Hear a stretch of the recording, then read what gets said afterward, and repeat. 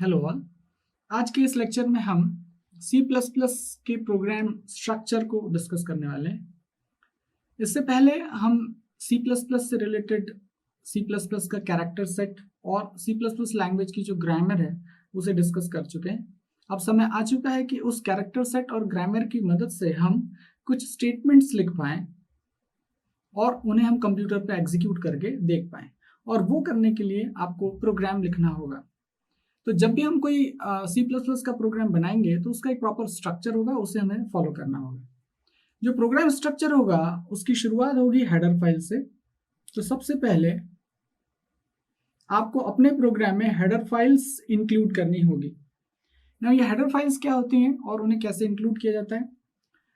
देखिए, जो भी C++ प्रोग्राम्स होते हैं उसमें कुछ फंक्शंस ऐसे होते हैं जो प्रीडिफाइंड होते हैं और उन्हें हमें डायरेक्ट यूटिलाइज करना होता है।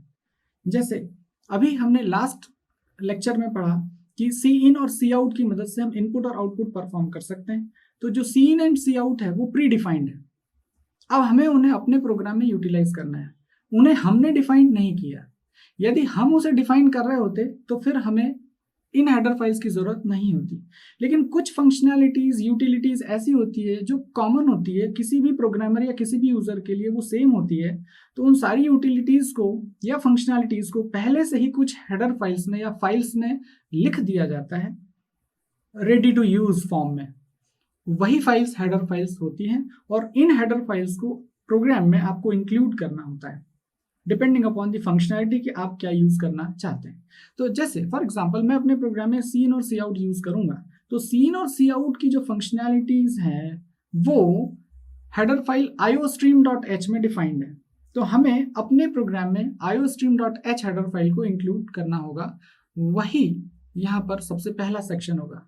तो सबसे पहले आपको हेडर फाइल्स को इंक्लूड करना होगा। तो I will write include header files. This will be the first stage. Now the second stage will be the class declaration.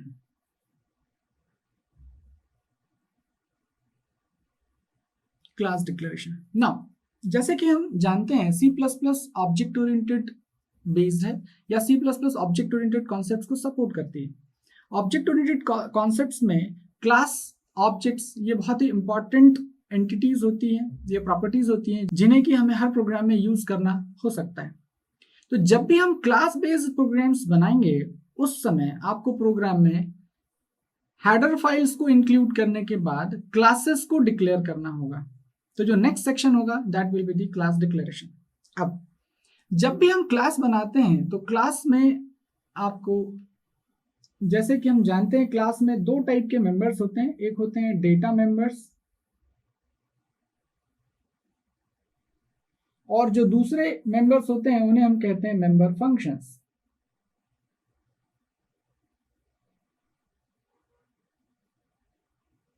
तो जब भी हम क्लास डिक्लेरेशन करेंगे उस क्लास में हम डेटा मेंबर्स डिक्लेयर करेंगे, साथ में मेंबर फंक्शन भी डिक्लेयर करेंगे।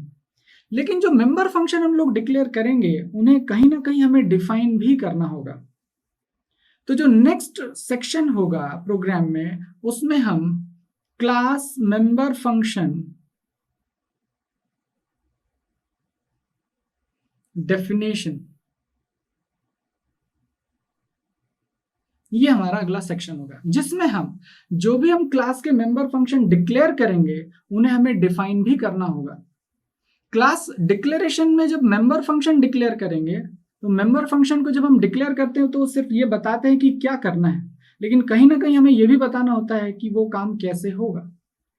वो काम कैसे होगा that reflects actually the member function definitions. तो हमें उन सारे मेंबर फंक्शन को डिफाइन भी करना होगा। और अब लास्ट सेक्शन की बात करते हैं। प्रोग्राम के लास्ट में जो लास्ट सेक्शन होगा उसमें हमें मेन फंक्शन को डिफाइन करना होगा।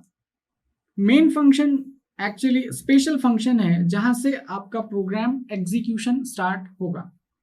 So this will be the last section. So there are basically four sections. First is header file section, that is the header files which we want to include. हमें वो include करना पड़ेगा। उसके बाद class declaration, फिर class member function definition और फिर finally main function.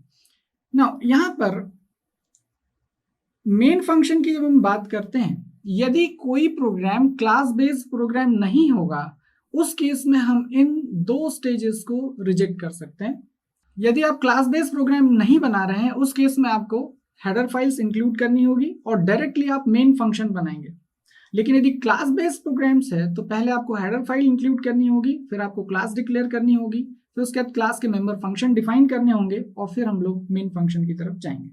So these two blocks are optional. If class based program then only use it, otherwise rejected. सो इस तरीके से हम क्लास जो C++ बेस्ड प्रोग्राम्स होंगे उनका स्ट्रक्चर हम फॉलो करेंगे और प्रोग्राम्स बनाएंगे। अगले लेक्चर में मैं आपको कुछ एग्जांपल्स दूंगा जिसकी मदद से हम बिना क्लास के प्रोग्राम कैसे बनाए जाते हैं एक एग्जांपल के थ्रू देखेंगे और फिर क्लास बेस्ड प्रोग्राम भी हम देखेंगे। Thank you.